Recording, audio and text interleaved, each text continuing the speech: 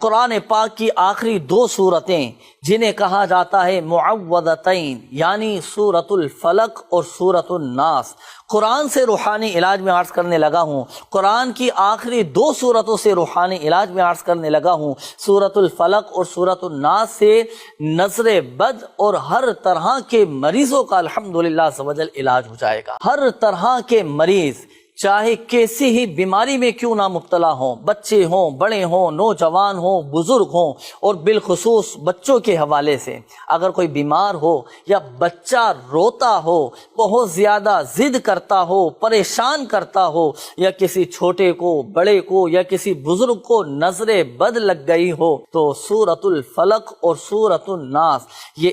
ایک مرتبہ یا پھر تین مرتبہ اول اور آخر درود پاک کے ساتھ پڑھ کر آپ اپنے مریضوں پر، آپ اپنے بچوں پر دم کر دیجئے، انشاءاللہ الکریم ہر طرح کی بیماری سے اور نظر بد سے محفوظ ہو جائیں گے۔